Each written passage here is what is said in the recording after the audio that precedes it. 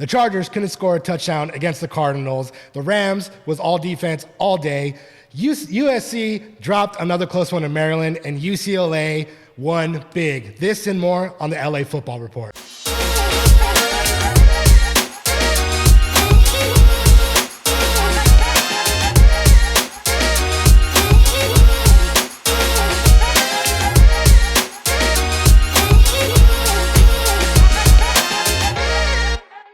Welcome back to the LA Football Report. I am your host, James Brizuela, and joining me each and every week is my co-host and the master of the X's and O's, JayRob. What's up, James? How you doing? I'm doing good, man. I'm ready to talk some LA football. We got a lot to cover, so let's get right into it with our game recap.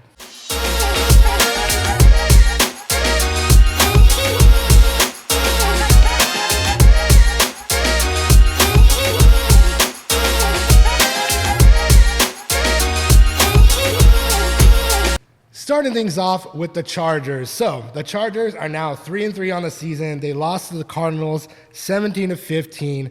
What are we thinking here? So I'm going back to what we talked about last time. They need a number one wide receiver.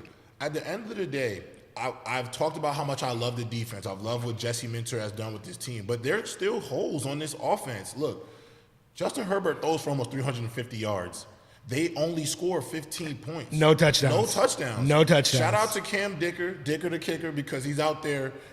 He's really the MVP of the game. I mean, he's been the MVP for like the last few weeks. Yeah. Like, he is hitting everything. Yeah. You know, last season he did really well as well. And then the Chargers did this whole choose Dicker the kicker for the Pro Bowl. He didn't make it. Like, he's having a Pro Bowl worthy season already. Yeah. But he's working overtime because they can't get in the end zone. You cannot make those fumble mistakes in the red zone.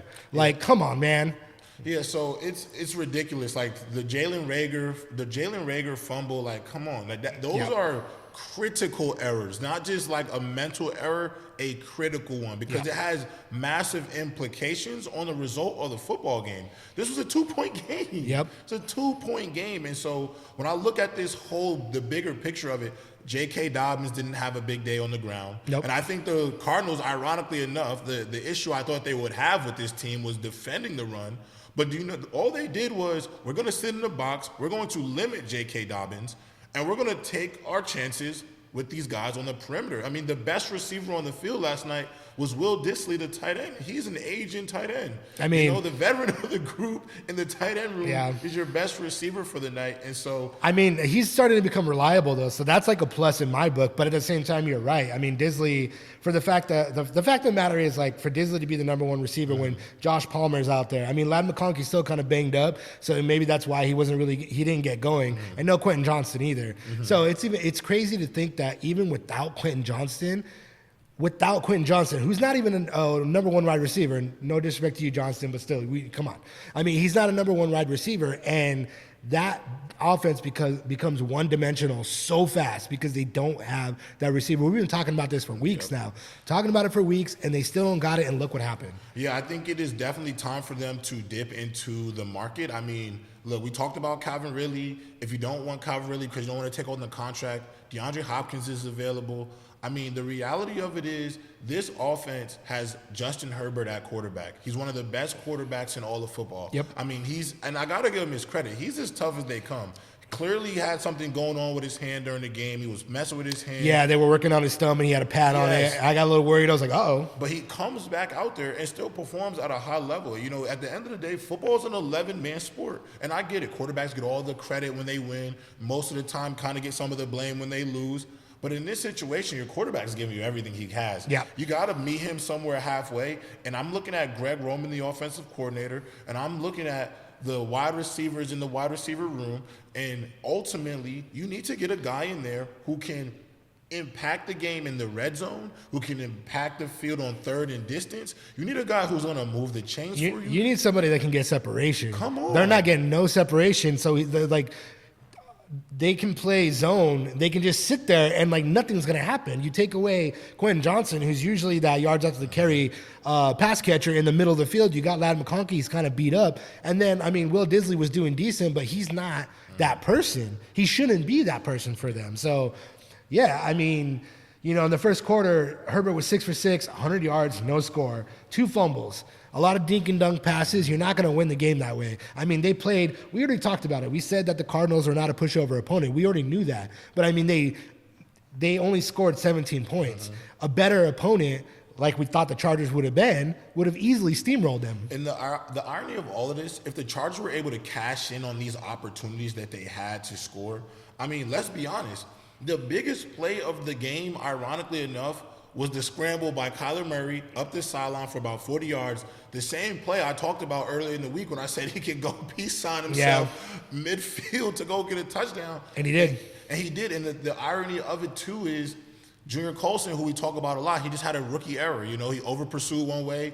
Kyler Murray had a free, you know, he's a 4.4 level quarterback when it comes to speed. He's going to break away for a touchdown. And because of the offense's inability to score, the margin of error for the defense is a lot slimmer. And in a game where you hold an offense to 17 points, for most teams, that's a good week. Yeah. That's a good defensive performance. We held them to 17 points. We probably should have scored 24, 25. We got Justin Herbert. If he would have scored 21, if he would have just got 3, if you would have got 20, you could have had 2 touchdowns, 2 field goals, and you would have won that game just on defensive merits alone. But I agree. Again, you know, at the half, 13 for 18, 172 yards, no touchdowns. I mean, Justin Herbert did get a nice record. He's the fastest player in NFL history to get 1,700 completions, Congratulations, Justin. 68 games. So congrats. But where's the touchdown? Where's the touchdown? We need one. You know, you talked about Calvin Ridley. You talked about D-Hop. After we recorded last week, after our last week's episode, something became available, and I think they got to give him a call, is Mike Williams. Mike Williams is up on the trading block for the New York Jets because they just picked up Devontae Adams. So now he's an expendable receiver. He has plenty of familiarity with the Chargers already. He knows Justin Herbert. Give him a call. Yeah. You probably have to give up, what, like a 6th, maybe 7th rounder for him? You might honestly, you might not be giving up too much to go get him, to be honest. He's not going to be more than, I honestly think you hit it on the nose. Probably between 5th and 7th round pick. It might be a 5th, 6th rounder. Yeah, I mean, maybe like a conditional 6th that can become a 5th and take that all day. Honestly, that would make sense. I think easily Mike would become probably their best receiver in the room. And I do think it'll be good for Justin to have somebody who can just say, Mike, go get it. Yeah. I can throw it up into a space. I mean, I think Mike Williams is severely underrated. I agree. By his ability to catch contested passes. Yep. I think he's a great physical receiver because of the way he utilizes his frame. And for a guy like Justin Herbert, who wants to stretch the field, throw the ball downfield, you got a guy who's going to go out there and go get it. I mean, it's a lot like Russell Wilson throwing to George Pickens against my New York Jets. Just giving this guy a chance at the football, and right now he doesn't have that. So I think you add Mike Williams.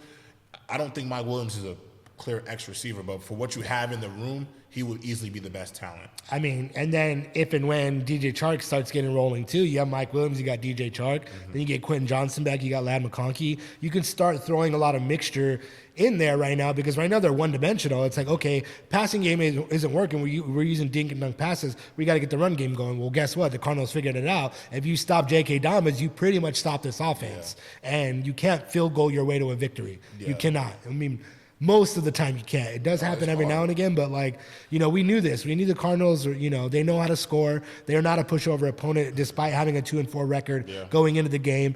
They did what they needed to do, and they got the win. And, that's embarrassing for the Chargers because this is the game that they should have won. Yeah, they should have won the game. This also kind of raised my concerns about how they would deal with a better offense. Yep. Obviously, holding that offense to 17 was great, but it's the execution all around that matters. It's the 11 guys on both sides. I mean, we talked about Cam Hart, critical error this past weekend. I mean, that is how you lose football games. When you're in a nip and tuck ball game, your margin for error becomes so slim because when you come back and look at it, and I'm not a believer in when you talk about football, this play is why we lost the game. Right. It's a culmination of plays. Yeah. But you can always point out maybe 3 plays from the entire that 100 changed the tide. That changed the tide of the football game. Yeah. I mean, you cannot get costly penalties like that when the game is on the line and you're in the waning seconds of the fourth quarter. You cannot do that. And he's a rookie. Yeah. He's going to learn, we'll give him that grace, but that is a critical error because it's like you could have stopped him on fourth down. You could have got the ball back, marched it down the field, kicked another damn field goal because, they weren't scoring anything, but they could have won the game. Yeah. And, that's just, it's really, it's upsetting because we know how good their defense is. And they showed up again. Mm-hmm. They showed up again. Mm-hmm. They held the Cardinals to 17 points. A better opponent would have ran all over that. Yeah. But, it is what it is, but you're right. It just goes to show when they play a better offense, like this is what can happen. And then the Cardinals, again, they're not a pushover opponent, but they're not one of the best in the NFC. They're not in the AFC, and they're not even one of they don't even top many AFC teams right now. Right. But you got beat up. You kicked nothing but field goals. You have to get one touchdown in there. One. Yeah, just one. That's the funny part, James. One touchdown really changes the entire result. The entire game. Because they probably get to 20. I mean, shout out to Cameron Dicker, 15 points on 5 field goals. That's impressive. 59-yarder. Yeah. That dude was on fire. He was on fire. On fire. And you know what? He is the X factor for when you get those close games. Yes. So that way he can go out there and kick those game-winning field goals. He shouldn't be the only one scoring the points for the offense. That's the embarrassing aspect of this. Like, again, shout out to Dicker. You were amazing, but he should not be the only one scoring the points on the team. Yeah, I agree. He should be a complementary piece to that offense. Yeah, absolutely. Sure. I mean, it was really, really embarrassing, but we finally get to move to a more positive note with our professional teams. The Rams got to win. Yeah. The Rams got to win. They're now 2-4 on the season. Yes. They beat the Las Vegas Raiders 20-15. So, I mean, what do we like here? I got it. The number 4 stands out to me. 4 turnovers, three interceptions, Cameron Curl, fumble recovery, touchdown. Those are the things you want to see. Yep. And again, I'm not going to lose my mind. They played the Raiders. We know what that team is going to look like. But I think you and I both would agree that this was a great momentum builder. It was good for the morale in the locker room. I think if they lose this game, James, they go into this locker room a bit defeated. Now, as you get ready for Minnesota in a week, and actually Thursday, Thursday. They got Thursday night football against against the Vikings. You will have the opportunity to potentially get Cooper Kupp back. So now you're riding a wave of momentum. Yep. Now, we've talked about how can they salvage this season. Yep. It started with this win.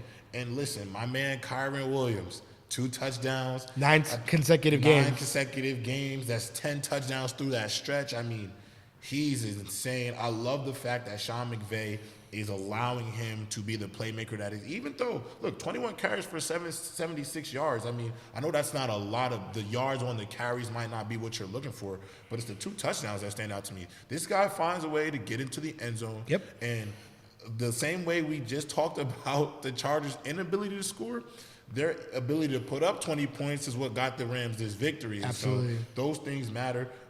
I do want to see improvement by the offensive line. I was going to say, I was like, my biggest negative is you got to protect Stafford. You cannot let that keep happening. And, since you talked about Cooper Kupp potentially being back for Thursday, Joe Noteboom might actually be back as well. He's working his way finally back to starting, and they need it because this patchwork offensive line is just it's not it right now. They're doing their best, but they need to do more because Stafford is getting hit. And Stafford is a tough guy, but he's not Iron Man. He's not Iron Man anymore. He's been one of the toughest quarterbacks in the league for years, but he's older now. And we saw what happened, last season and everything like that. You need to protect him. You need to protect him so costly turnovers don't happen. Mm-hmm. And again, if it were a better opponent, they would have turned that into points and more points, and they would have won. So it's funny that you brought up the offensive line because I gotta give Matthew Stafford his flowers. At his age, the toughness that he is still able to exude at this age, Matthew Stafford, I got to clap it up for you. Because, I think it's impressive. Even if you look at the box score, James, it wasn't an amazing stat line. But if you know the circumstances, if you see what's going on from an upfront standpoint, what he's having to deal with, at the age that he's at, I've been thoroughly impressed.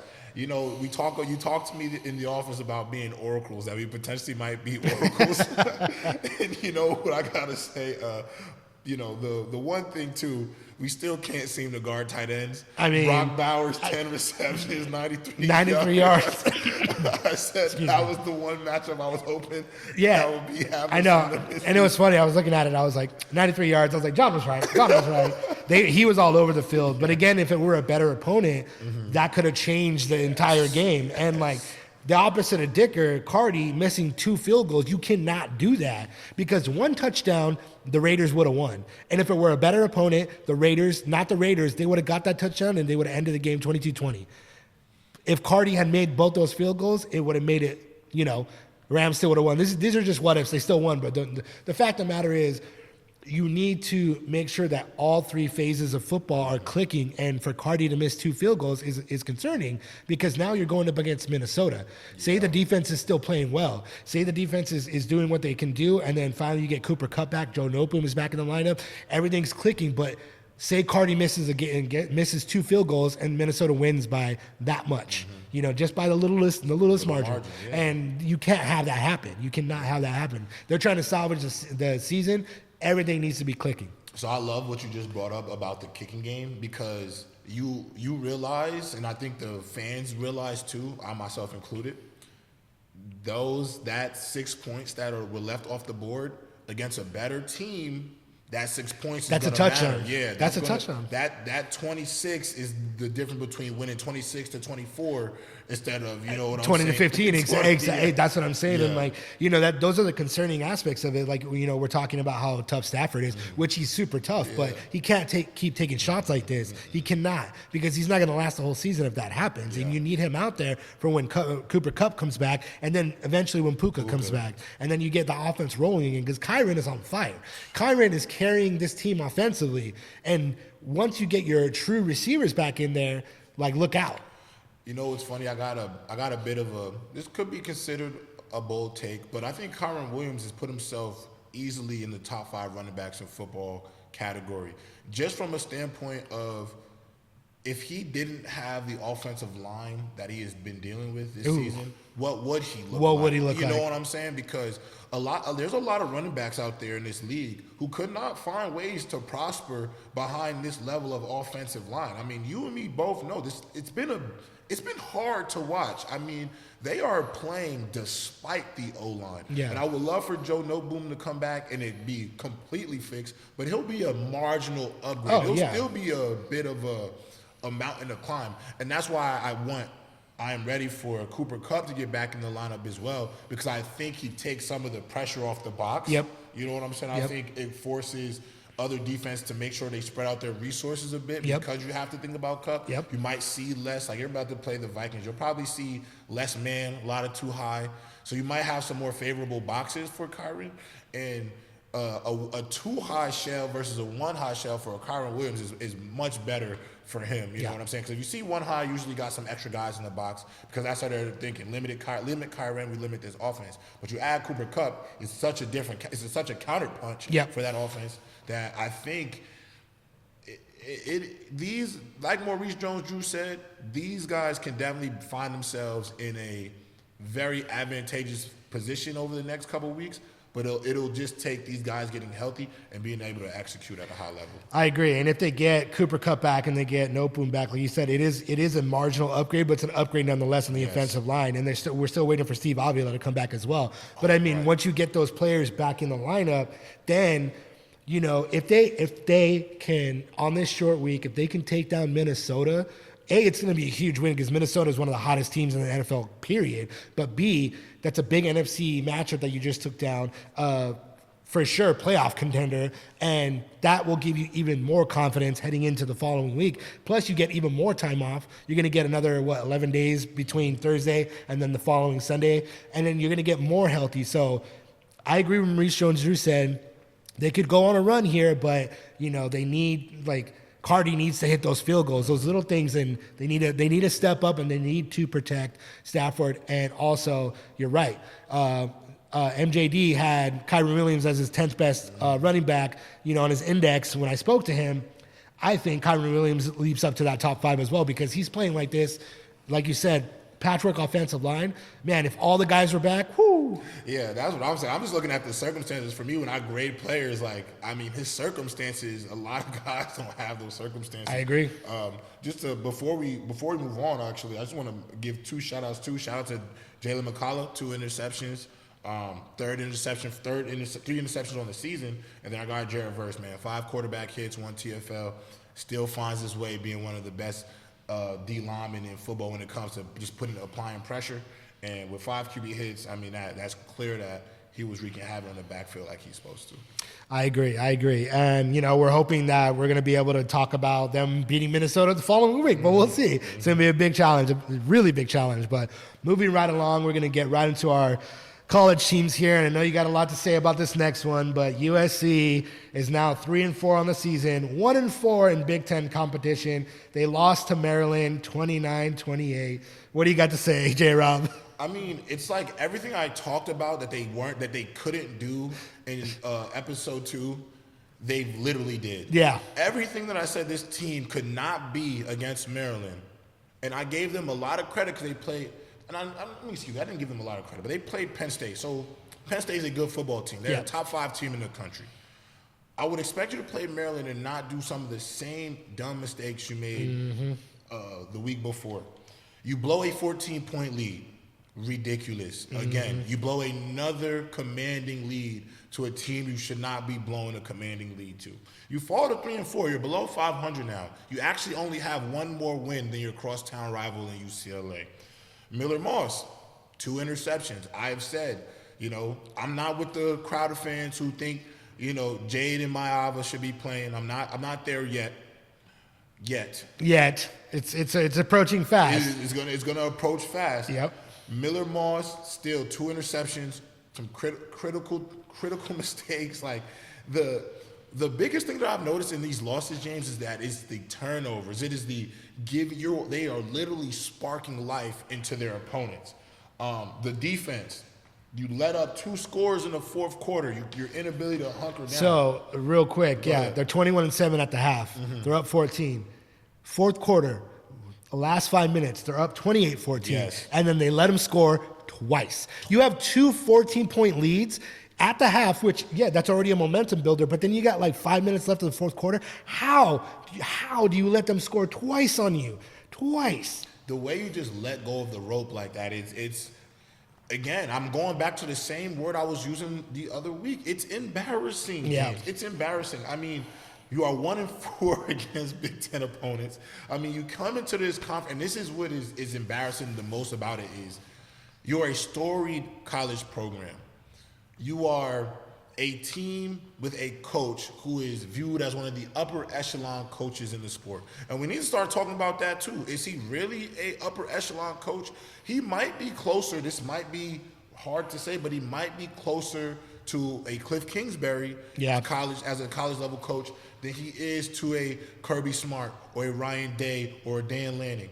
Because compared to the rest of the landscape, it just seems like if he doesn't have a all-world talent Heisman Trophy winner at the quarterback position with the best offense in the country, it's hard for him to find ways to win. Maryland had miscues in the game as well. I mean, they rallied around them. Jalen Smith had that big turnover, big interception in the third quarter, and it's like that right there. That's again, it's a momentum changer, and you're already up 14. What is happening? Jacoby Lane finally got a touchdown. Like I said, keep him going. I hit my mic on accident. That's how hyped I am. But Jacoby Lane, come on. when Miller Moss is on fire, he's on fire. But then he just reverts to, oops, I threw an interception. Oops, I threw an interception. And it just completely takes the wind out of their sails completely, and then they just transform into not the team that we know they are. And it's so bizarre that they take these commanding, so we're going to talk about this in the coach's corner, but we were talking about them being a first half team. We were talking about them being a second half team. Now they're becoming a team that can't finish games. And that is a horrible namesake to have, that you can't finish games. Look how close they've been. And 29-28, are you kidding me, man? It's crazy to me. It's crazy. I feel bad for the fan base too. Yeah. Especially those people who have been around since the good and bad times of this program. The Reggie Bush days. Yes. Because when I take a step back and look at the program, and I look at the fan base and what they're expecting, USC put a lot of resources into bringing in Lincoln Riley. And I said before that I've been a Lincoln Riley apologist because I think he is one of the best offensive minds that football has. I agree. Regardless of NFL or college. But again, when you're a head coach, there are more things that you have to provide because your goals are not based off how many points you score, it's based off the win column. Yeah. If you win a game 17-6, I promise you the fans are going to be more endeared by that than you losing the game 65-60. You know what I'm saying? Like, those things matter. And it's just been a disappointing USC era overall. From the start of the Caleb Williams era in USC to how it is now with Miller Moss, it's been disappointing. And it's not because Caleb Williams hasn't been phenomenal when he was there. It's everything else. He couldn't put a defense together. Yeah, he didn't have a defense. Your offense is turnover prone, and you can't finish games where you're up multiple scores. It's becoming these new issues that surround you as a coach, Lincoln Riley, because this is a portrayal of you and your ability to coach. And so I gotta be honest, I hate to be harsh because, again, I've been a fan of Lincoln Riley. But this, to me, was the most embarrassing loss, I think, of his coaching career. Yeah. I think regardless of school. Yeah, I mean, we've been talking about we're not beating the drum and we're not getting our pitchfork and torches and being like, get rid of Lincoln Riley. But right now it's starting to seem like, man, they got rid of Grinch. At this point, the way that they're performing in the Big Ten, it's like, should have Riley have been gone too, and they brought in a new coach and seen what I don't know. I mean, I'm just saying things right now. I don't believe that Lincoln Riley needs to go anywhere just yet, but he's not making a case for himself in the way that he's coaching these games, and then he's taking ownership and like, it's on me. Yeah, it is on you. And how are you not putting these guys in a better position along with working with your defensive and offensive coordinators? You have that much of a commanding lead and you just let it go week after week. This is weeks of this. This is weeks of them having a commanding lead and it just going away. And then now think of the opponents going, oh, you know what? Even if they go up 2-3 scores, we'll tighten the screws and we'll get back at them. Yep. That is their identity right now, and they need to shake that identity, or nobody else is going to take them as seriously moving forward. Because they're like, okay, cool, like we can even we'll keep pace with them, and then there's gonna be a turnover, and then we'll kick a field goal to end the game. Exactly. And the other thing too about this whole thing with Lincoln Riley, James, that I think people have to take into account, there are a lot of other coaches around the college football landscape right now who are putting on better performances than Lincoln and that are in new coaching roles. Like there's their first time in a role, and I'll give you some schools. The head coach at Indiana. Yep. They're 6-0. They're going to be a contender in the Big Ten. Oregon, Ohio State, look out. Yeah. The Indiana Hoosiers are serious. I can go to Kenny Dillingham at Arizona State. He's looking like he's the youngest coach in college football. He's looking like one of the best coaches in college football. I know you don't want to hear this name, Deion Sanders in Colorado. Buffaloes are 5-2. I'm being serious. At the end of the day, USC is a. Oh, I mean, he's not a new coach, so let's throw him out. He's been coaching Division I football for 2 years. This is his second year. Fourth year if you count Jackson State. I'm talking about the 1A level. But the only reason I bring those names up is USC this is Hollywood. This is Los Angeles. This is the Mecca. Lincoln Riley, they brought you in because of your glitz and glam. You're Hollywood. You're the type of big name you bring in. But if you're unable to perform, I think ultimately, James, let's say this team has 6-7 wins by the end of it all, which is very plausible. I mean, I don't think they should fire Lincoln Riley, but if they did, it'd be justified. You have fallen short, and we've sold your homes and gave you private planes. Like, we've poured into you. You have not poured back into us in terms of results. Why wouldn't you look at a young fiery coach like Kenny Dillingham that has Arizona State on fire right now? Why wouldn't you make that call? Listen, Deion Sanders his sons are going to go to the NFL. Travis Hunter is going to go to the NFL. It won't be a bigger name in sports. Obviously, I think he'll end up getting the Florida State job. But that's just going to be a name that you're going to have to consider just due to the fact that the fan base, the donors, the NIL collective, they're going to get tired of these results by Lincoln Riley. He's really in some ways, I don't want to say digging his own hole, but this is a new writing on the wall that fans and media and the people who are giving money to the program, they're going to get tired of this quick. Yeah, and I mean, like, again, going back to what I said about last season, he was almost on his way out. Yep. But now they gave him another shot. They gave him another shot, and, like, look what's happening. Like, this was your chance. In the beginning, things were hot. And this is your chance to go in and start swinging at everybody in the Big Ten. And right now, they don't take USC seriously now. They were in the beginning. They're like, oh, they look at this team, look out. Now, not so much. And you could have came into the Big Ten and made a statement for the West Coast teams, other than Oregon, of course. But I mean, like, you could have made a statement, and now we're not even sure are they even going to make a bowl game? You know? No, that's a valid question to ask. It is a valid question to ask. Will USC make it to a bowl game this season? And let's say they don't, and it continues to trend the way they're trending. I say even if they only win 7 games. If they only win 7 games and the Colorado Buffaloes win 10-plus games or go to the Big 12 playoffs, I might be the first guy on the hire Deion Sanders to USC campaign. I might be leading the charge because ultimately, say what you want. I watched them turn around a team that won 2 games and was considered the worst program in all of college sports. They won 4 games the year after. 6-7 weeks into the season, they're 5-2. Yeah. That's recruiting, that's coaching, that's galvanizing your players to get behind a culture. And I just feel like Lincoln Riley has failed to do that at USC. I'm a Deion hater. I am, but he is doing good things with Buffalo. I'm not taking anything away from him. And you're right. I mean, like, for someone who is the epitome of Hollywood, but also has that grit to that players go, we're gonna run through a wall for you. I don't see any reason why Deion wouldn't be up for the job for USC if Lincoln Riley is fired after the season.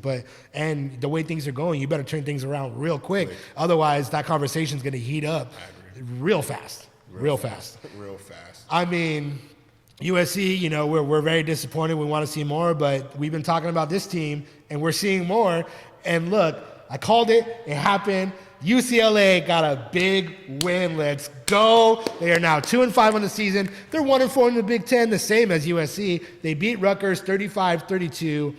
Holy moly, let's go. I just want to shout out really quick. Ethan Garbers was the Big Ten Player of the Week.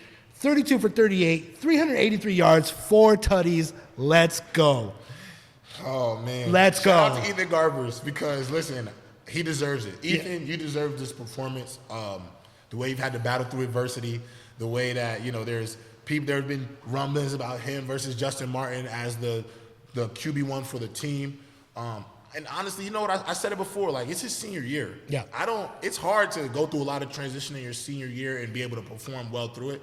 And this game was not only a testament to the type of player that he is, it also was a testament to the type of person he is. To be able to go through this adversity to get this type of win on the season, I think it was huge for UCLA. I think it was huge for their morale. I want to give you your kudos because I thought this game was going to be – I thought UCLA could win. I thought it would just be the scoring. I thought it would be like maybe a 21-17 type of outing. 35-32, that over you told me about, your kudos to you. That was a great call. I would not have thought we would be able to score 35 points in order to get this W, but that definitely happened. I mean, they started off strong. They got the first possession. They got a touchdown in the opening drive. Yes. Garbers was 10 for 12, 98 yards, one touchdown by quarter one. He just kept rolling. He even punted the ball. I don't know if you saw that. I was like, yo, wait, what's happening? Nah, I like that. I did it. Like a quick point. I know, I did too. I was like, all right, he's mixing it up. Yeah. But maybe that's it. Maybe, Foster's like, hey, get out there. I want you to punt the ball. Like, get him excited about doing something else. Like get him moving. They're holding down Rutgers quarterback. He only had 78 yards going well into the second quarter. I mean, the defense was there. Everybody was rolling in the first half. 300 yards of offense and 21 points in the first half. That's huge. And to be fair, I did say that. I was like, I think this could be a shootout. I did believe it, but seeing it, I was like, yo, okay, well, whoa. This was a different Bruins team, and we've been talking about for weeks now. We've been talking about trusting the process, and Deshaun Foster is going to start getting these things right. Again, we understand he's very monotone. He's not really emotional on the sideline. He's not really emotional in his post-game interviews and all that good stuff, but whatever he is instilling in these young men, it's working because regardless of They're 2-5 on the season, regardless of their 1-4 in the Big Ten. Each and every week, they're getting better and better and better. Right. And this past Saturday was a testament to that. 35 points. They hung 35 points on a good football team too. Yeah. Not on a so-so football team. On a good football team. Rutgers been off to a great start. Rutgers is a good football team, and they hung 35 points on them. And that's the thing too. I bet they were probably like, "Oh hell!" Like the defense was out there. Your boy Carson. Talking about my guy Carson. Your guy Carson. I mean, shout out to you, Carson. 5th game in a row, 10 tackles. That guy's all over the place. And Mr. Schlesinger. I love to see it. Again, NFL guy. Listen. We said, Kyle Monaghan, you're probably going to have a hard time stopping him. He still goes for 19, 106, and 3 touchdowns, might I add. But the quarterback. You limited him in the passing game. Completely. Got an interception. To the end. Yeah. Shout out to my guy Addison for, again, coming up big with another turnover and takeaway for the defense. Again, I want to see that running game get better. Yeah. Obviously, we know that the offensive line has been banged up, so that's been a big reason for it. Garbers ended up being the leading rusher for the group. Shout out to Garbers for even just showing another element to his game. I think his ability to move in the pocket, his ability to utilize his legs, I think that was huge for the team. And I think that'll be huge for the offense going forward. I think Eric Bieniemy might actually start scheming up some more RPO options just for Garbers, just because it helps deal with a battered and bruised offensive line. But I also think it shows another dynamic to his game that will help with his scouting for potentially the NFL. And then listen, I wanted these running backs to get involved. Did I expect Keegan Jones to be the leading receiver with 114 yards on 5 receptions? No. But if that's what it takes, sometimes it's fine. You know what I'm saying? Whoever's gonna step up, and they all stepped up. Yeah. My biggest thing is the penalties at the end. Late hit, PI calls. You got to be disciplined. When you're rolling that way, you got to tighten the screws. You got to tighten the screws all the way. Because they did enough. But again, like we're talking about close scores. Rutgers could have turned this thing around, and they were turning things around in the 4th quarter. They were coming back alive. Tighten the screws, clean that up. But I'm very happy about what I saw. I know you are. That was a well played game across the board. Yeah, I'm happy about it just because I think when I look at both college teams that are in Los Angeles, I think when we came into this opening season, it was clear that USC was going to be expected to be the better team coming in. I think there was a lot of factors that led us to believe that they were going to have a better transition into the Big Ten than UCLA. And ultimately, USC catfished us when they beat LSU to start the season. No, for real, because LSU was undefeated in the SEC and took that loss and really, not trying to be funny here, but fostered it into their season. They rallied around that loss, and now they're one of the best teams in the SEC and have everything in front of you. It's like USC beat a team that maybe they thought they shouldn't have beaten, right? And they looked at that as their Super Bowl. They just completely tailed off from who they were supposed to be. UCLA, we were just kind of like, well, they hired a coach right before spring ball. The roster is still the same. You're asking him to do a miracle. You're asking for a miracle in a short amount of time. And so for them to get their first win in the Big Ten, and the team that they played, again, and with the circumstances, this is a team that's traveling more than any other team in college football this year. They went to New Jersey and got the job done. And let's not forget, they have a mountain of injuries right now still. A mountain of injuries. And even with that, they're fighting. Every week, they're fighting, and they hang 35 points. And every week, too, they look a little bit better every week. To me, USC looks a little bit worse every week.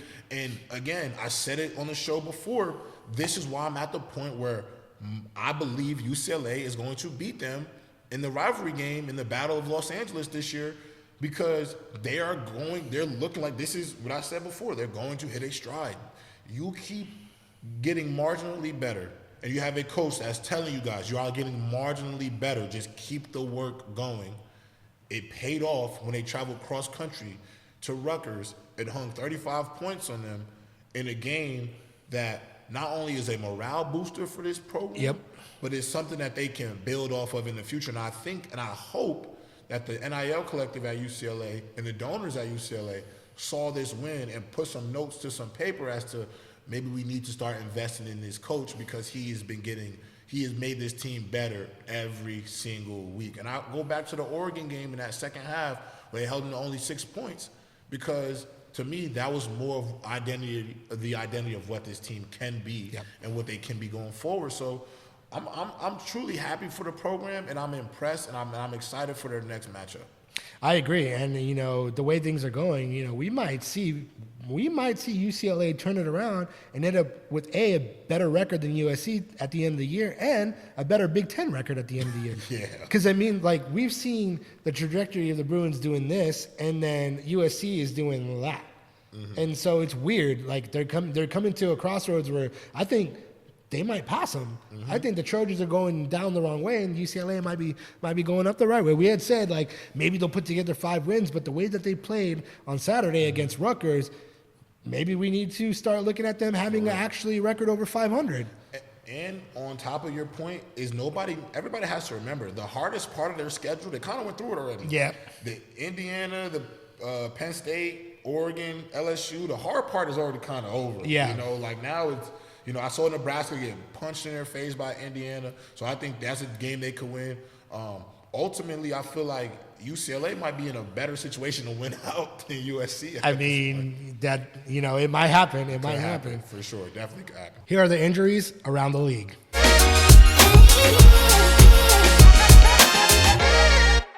So, as we mentioned, the Chargers are dealing with quite a bit of injuries. Quentin Johnson couldn't make it. Darius Davis wasn't there. Brendan James wasn't there. Jordan McFadden wasn't there. Hayden Hurst wasn't there. And once again, Joey Bosa was not there. But one of the most concerning things is cornerback Deion Leonard is now on IR. They do have some, they have some promising backups and whatnot, but that's kind of a big hit for the Chargers. Yeah, it is. I think the biggest name, though, that on the injury report that I'm still thinking about is Joey Bosa. Just because the reality of it with him is I think the Chargers have to make a really tough decision with him. I agree. And I hate to be that person because I don't want to sound like a pessimist, and I don't want to sound like a hater either. I don't want to sound like the guy that I thought Joey Bosa is phenomenal. Yes. I think when he is healthy, he's one of the best edge rushers in football. Yes. But the thing is, your best ability in football is your availability. And his inability to be available consistently for a team that is trying to change their outlook, the narrative that has been surrounded by them for the past few seasons, I truthfully feel like you might want to see what you can shop for him, because his value is probably not going to get any higher. If you're able to get a 4th round or a 3rd round pick for him, that actually is a steal. And so because of that, I hate to see him in this situation, especially because prior to this season, he spoke highly about having the ability to stay healthy and the things that he wanted. And so him being out of the lineup for the 3rd consecutive week, I think it's getting to that point where we have to make a tough decision surrounding Joe Bosa. I agree. We talked about this last time, and I just think that, shop him now before the trade deadline. He's not available. He's going to get maybe healthy eventually. Maybe some team's going to wants to take a chance on him, and you get a 6th, 7th rounder for him, possibly. I mean, you could probably get something higher, like a 4th rounder, because we know what he is when he's healthy, but he's missed so many games that it's like, you're right. I think they have to move on and get rid of that contract and stack up that draft capital for the following season. It sucks because you see how good the defense is. Khalil Mack is doing wonders. Junior Colson's starting to get involved a lot more. Can you imagine if Joey Bosa was healthy, what that defense would be even more? But he's not available. He's not there. So it's like at this point, I think you're right. I think they just got to move on. Unfortunately, look, Chargers fans, we love Joey Bosa too. But come on, be real. Let's be real. It's time to, he was almost on the trade block, last season. He almost was. So it's like at this point with his health, I think you got to move on. Yeah, I say this. Yeah, I have high respect for Joey Bosa. This is really just a matter of business. It's all just a matter of business. It has nothing to do with, his ability to play the game or his ability to be productive when he's on the field. It's, you pay a guy a significant amount of money. There's a significant expectation you have of them. And ultimately, when somebody continuously gets injured, you start to wonder, are they even still the same player? Yeah. And so for Joey Bosa, like I just think of all the names on the list, a lot of these guys are young. You know, a lot of these players will be back and get healthy, but Joey Bosa's name has been reoccurring on injury reports for this team for a few seasons now. So, you know, I just think I'm concerned about his future with the Chargers right now. Yeah, I agree. I think it's going to be a tough conversation for sure. But we'll see what happens. Trade deadline, November 5th. It's rapidly approaching. But, you know, moving right along to some more positive injury news with the Rams, Cooper Kupp, full participant on Monday. All signs are pointing to him returning. You know, obviously he's got to keep going through practice these next couple of days, but I think we might see him suit up on Thursday against the Vikings. Yeah, so again, for the Rams injury report, I don't think there's a bigger name on there than Cooper Kupp. Obviously, Joe Noteboom might be a go, might not be a go. Obviously, you know, we want Steve Avila back for the Rams. But Cooper Kupp coming back, he's a dynamic guy for this program. I mean, for this franchise, if you have a Cooper Kupp out there, I think he opens up a lot for this offense. We talked about it earlier. Stafford has been getting attacked at the line of scrimmage by opposing defenses. And Cooper Kupp adds that element of, you know, he's a dependable guy, move the sticks. I think he opens up the run game for a Kyron Williams because you're going to have to spread out your defense to find out where he is on the field at all times. I think he's going to mesh well, too. I think he'll be the reason why other wide receivers will have good games. Like, I think he'll be the reason why Tutu Atwell might play well, Jordan Whittington, Demarcus Robinson, because defenses are going to be so schematically glued to Cooper Kupp that the other young receivers around him will have opportunities to thrive. I don't think people realize, like, obviously it's always great to have your top playmaker because of what they're able to do on the field, but I think for, like, the casual fan at home, you don't realize how much having that type of player on the field opens it up for everybody around you. Yeah. I can go back to the Minnesota Vikings. It's the reason why Jordan Addison and Aaron Jones and the other players that play around Justin Jefferson in Minnesota are able to have great games because you can't scheme for everybody. Yeah. You got to scheme for one or the other. It's like the Philadelphia Eagles. I mean, you choose to pack the box and stop Saquon Barkley. That means you're probably playing man coverage on one of the best tandems in football in A.J. Brown and Devontae Adams. Yeah. That's a hard task to conquer.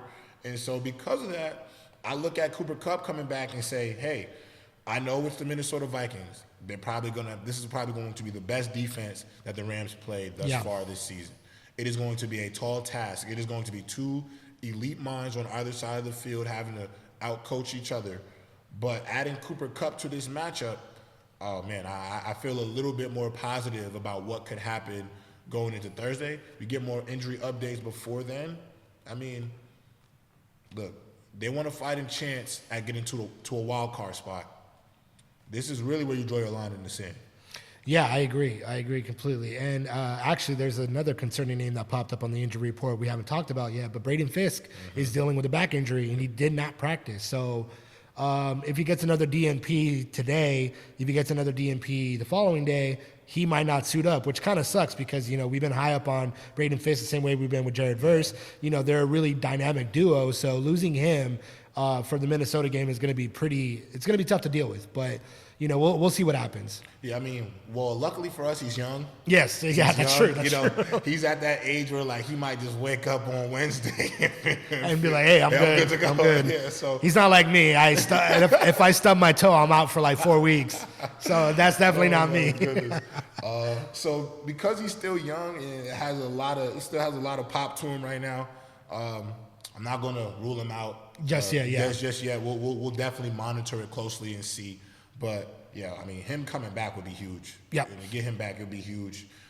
And again, I'm very high on what this defensive line's potential is. I like the group because I think in 3 seasons or in 2 seasons, really, maybe even next year. Yeah, really, maybe as soon as next season, honestly, we'll be talking about this Rams front as one of the best in football. So Fisk, we'll be monitoring that closely. But yeah, he's the one blow that I'm not too concerned about if I'm a Rams fan. I agree completely. You know, and speaking of how these teams are doing, injuries and all that, you know, the Chargers lost, the Rams won. So coming right up, let's talk about power rankings.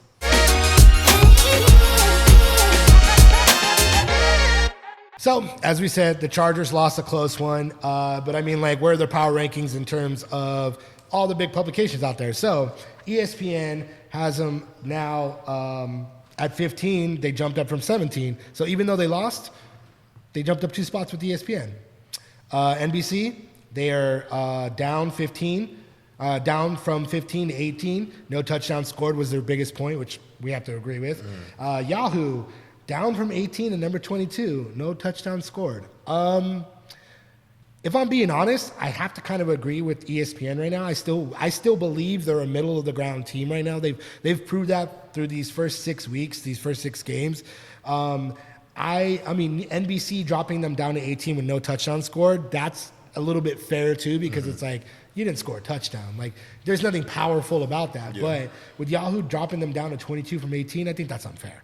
So I actually disagree with you a little bit, just because I think them going down to 18 is due to the fact that, James, this team isn't really special in any one area, if that makes sense. I think right now they have good players. There's good players around the team, but there's nowhere where they're actually like, outside of the quarterback, I couldn't look to a specific group on this team and be like, yeah, this is where they are the most dangerous. Because I'm not high on the wide receiver room. I definitely will admit, this game against the Cardinals, it took a lot out of me because, for one, I was expecting a little bit more from the Chargers than what we got on paper. And I think that the factors that I thought that they could overcome in-house, I don't think they can overcome them in-house. I think they have no choice but to find a true number one receiver for Justin Herbert. I think that is the number one thing on the agenda. I definitely am a little unimpressed by their interior offensive linemen, the guards, the center, specifically their guards. I love Slater, but the guards I think need to be improved, because I think that's one of the reasons why they didn't have a great game on the ground against the Cardinals. And then, truthfully, I like the defense. I think Jesse Minter has turned the group around a lot, but, you know, they're still just pretty young for me. Like, a lot of their guys are young, and so I think that's a little bit concerning because they're kids and they're going to be asked to damn near play flawless football a lot of the time. And I think for a young football team, you got to go through your growing pains. That's just a part of the nature of the beast. But when I look at them offensively, I just don't think they're dynamic enough. Justin Herbert is dynamic enough. But if you take Justin Herbert out of the equation and then look at the wide receiver room, and then you look at the interior of the offensive line, and then look at what you have to ask J.K. Dobbins to do in order to open up everything else, I just think they're a little lackluster there. And so because of them being that, I am fine with them being 18, but it's like a fluid 18. Yeah. Like 18 with the most upside, because a Calvin Ridley trade, a DeAndre Hopkins trade, I'd be a little bit more all in. Like, you can even trade for a guard too, I'd be more all in. I think the defenses doesn't concern me as much. I enjoy the kicking game, obviously. Shout out to Dicker the kicker. It's the offense that truthfully scares me the most, because, again, they're not great scoring consistently. And if you look at, even against, like, they didn't score a lot of points against the Panthers. They didn't score a lot of points when they played the Steelers. So I look at some of these games, even against the Broncos, you know what I'm saying? I look at these games and I'm like, they're a good football team. There's a lot of things to like, but offensively, there is still more to be desired. No, I have to agree with that. I have to agree with that. I'm high up on the defense right now. They could be better, obviously. Mm-hmm. You know, they're going to be better.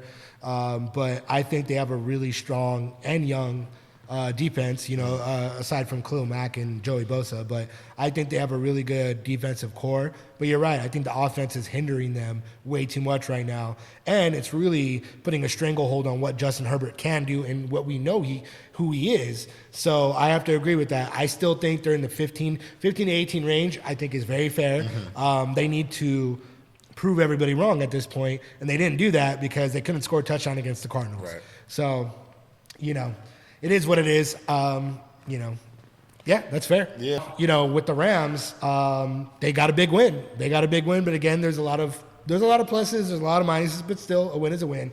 So Yahoo has them 24 up from number 27. NBC number 22 up from 25. ESPN Oddly enough, they were 17. They're down to number 22. I don't understand ESPN's, but I understand NBC and Yahoo's, and I have to agree with that. I think they are still in that 20 to 22-ish range. Again, they have to prove it to everybody. A big win against a lesser opponent isn't going to necessarily spark confidence that you should be leaping up the power rankings, and I have to agree with that. You know, they're still a 2-4 team. They beat the Raiders, but they need to beat. If they beat Minnesota, we should be seeing a pretty sizable jump, especially because once they get Cooper Kupp back, if they get Joe Noteboom back, they get those healthy players back, and then they prove that, hey, you know what? It is these star players being out, and the coaching is still good, and we still have things going. We're turning things on. Then they're going to get a nice boost. But I think it's pretty fair to have them in the lower 20s right now.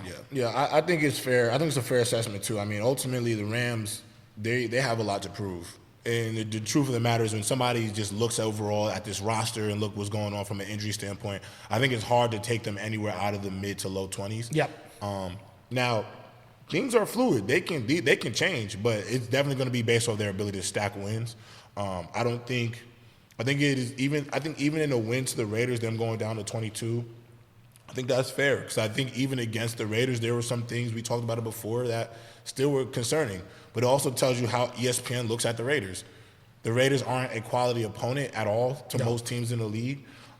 They're probably going to have the first or second pick in this year's NFL draft. Yeah. And so because of that, I think it is hard to overly praise a team for beating them just because there's a lot that still needs to be improved. And I just think publications are seeing that and they're not willing to give the Rams too much grace because there's still things that need to be changed.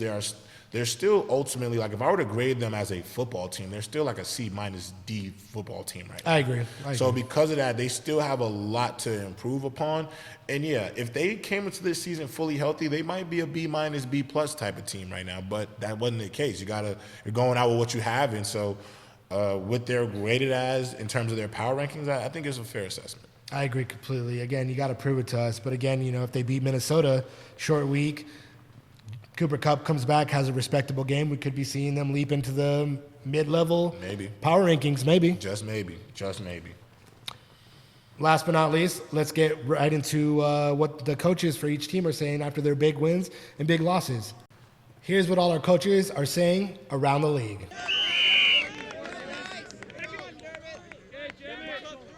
So, as we know, the Chargers lost a close one, and Jim Harbaugh never fails to be Jim Harbaugh in these moments and offer some sort of weird Harbaughism or some sort of motivational quote or whatever it is that he says to pump his team up. But Jim Harbaugh decided to channel Nelson Mandela with his motivational quote about the team's loss this week. Here it is right here. Nelson Mandela, said, I don't lose, I either win or I learn. And, to me what that means is, let's make sure we learn from things that happen and let that make us better. He decided to channel Nelson Mandela, and he quoted him saying, I don't lose, I win or learn.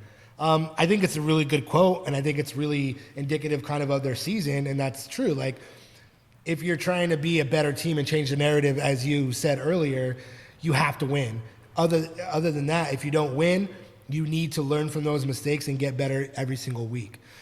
This was a moment where they took a really big step back for me because, again, we talked about it numerous times in the show. You have to score a touchdown. You have to score a touchdown. You have to get that offense rolling, even with the limited number of weapons you've got.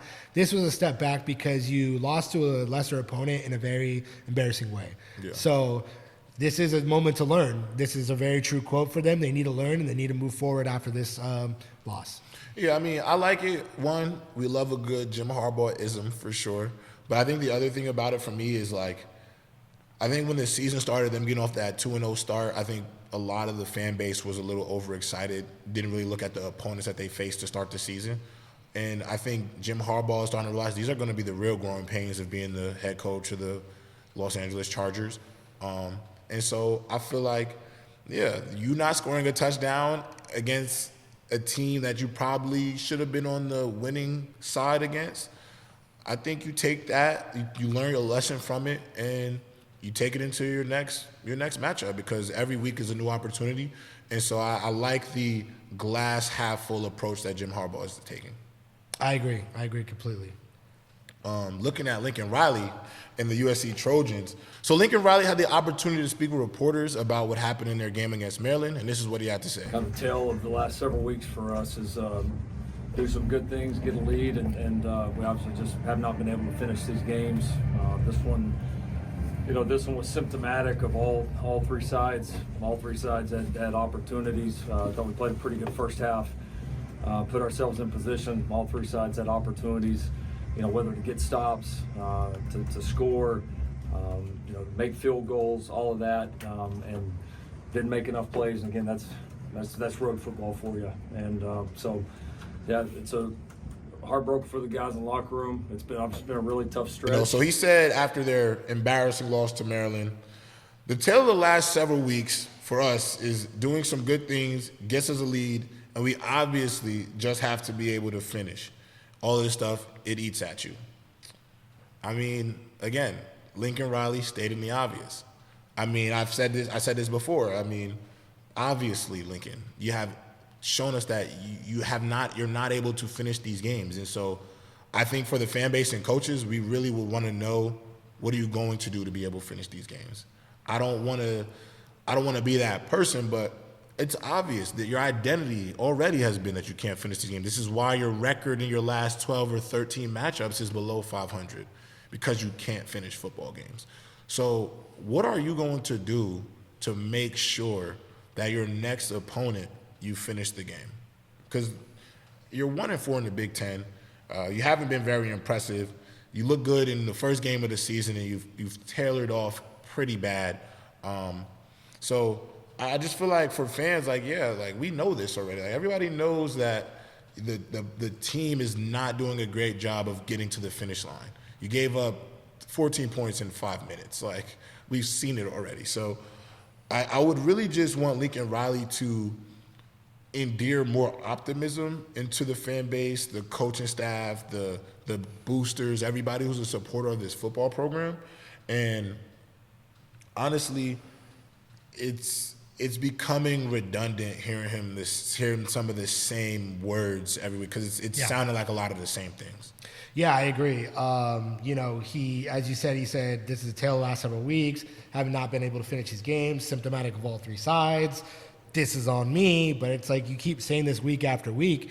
And while that is the coach speak way of taking ownership, which I will agree with, at the same time, you're right. Like, how many more times do we got to hear this? How many more times until that changes to where you're actually targeting a specific thing that you need to work on to get your team that victory? You can't be like, this is the tale of the last several weeks, and kind of, it's not like he's brushing it off. It's just like, that shouldn't be the tale at all. Like, are you kidding me? Like, finish the games. I don't know.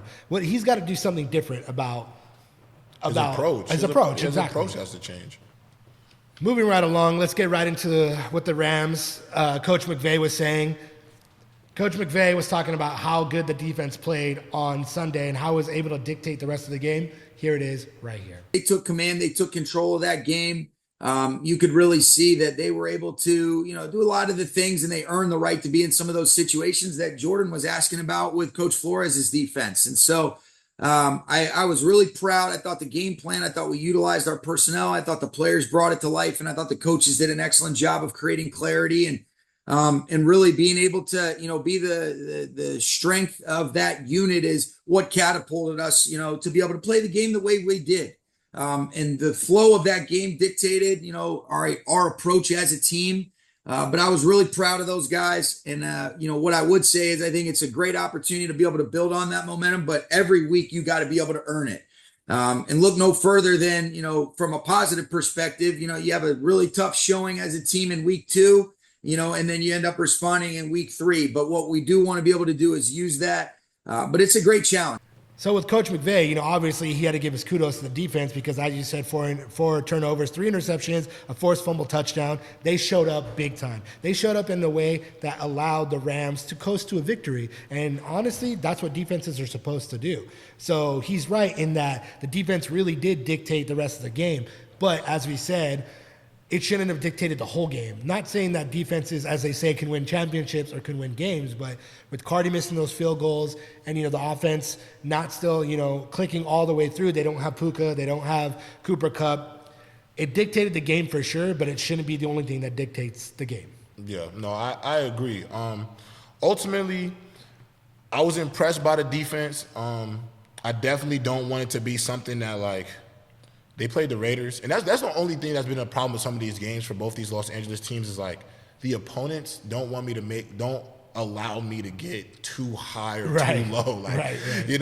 It's if they play like the Rams beating the 49ers earlier in the year, that's a game where I'm like, oh damn, I can kind of go off the deep end with it, but it's been hard for me to get too lost in any one thing with either team, just because the games that they win are against opponents that I kind of expect them to beat.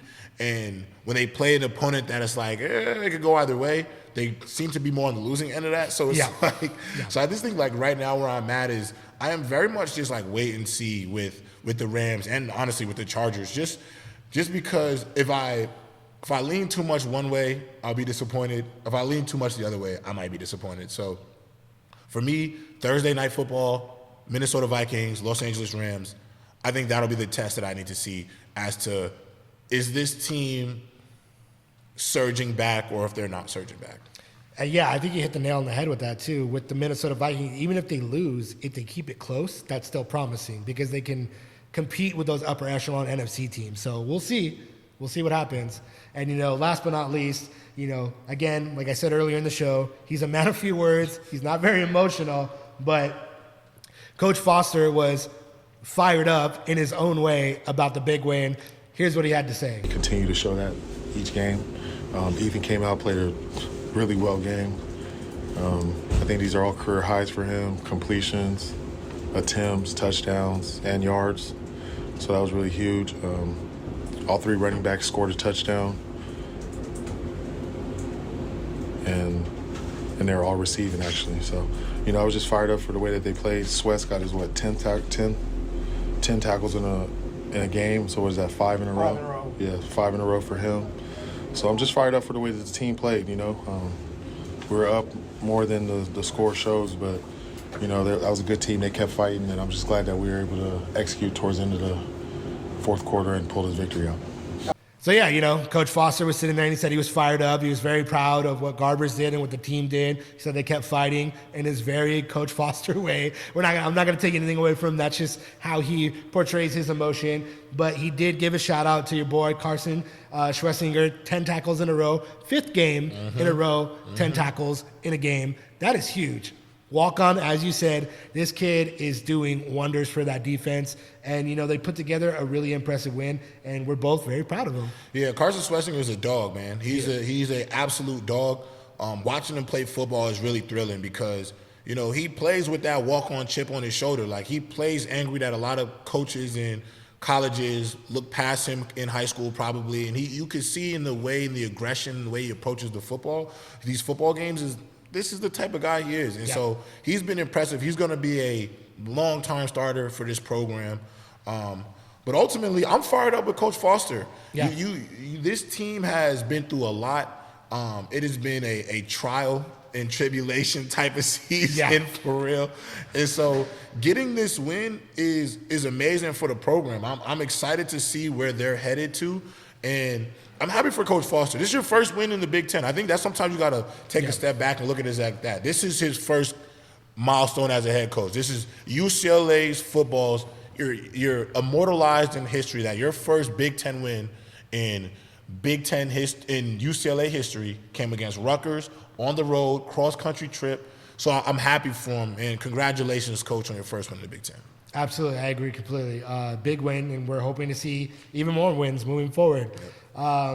There you go, guys. That is our show. Thank you guys for joining us again. You're going to catch us later this week. We're going to do all of our game previews, and possibly we're going to do a quick recap of the Rams since they're playing on Thursday. So thank you guys so much for tuning in again. Please do us a favor. Go subscribe on YouTube, hit that bell. Please tell your friends and family, share this all over the place. We're going to be talking about the Rams, the Chargers, the Trojans, and Bruins each and every week, twice a week, game previews, game recaps. It's so much fun for us to be doing this, and Pay attention to our socials on our Instagram. We're going to be asking you guys for all your hot takes, all your comments. Do you guys think that Lincoln Riley needs to be fired? Do you believe in the UCLA Bruins yet? Do you think the Chargers are going to be the Chargers, or are they going to be a better team? And, do you think the Rams can rebound? All that good stuff. Please join us each and every week. Thank you guys so much for tuning in. We're out. Peace.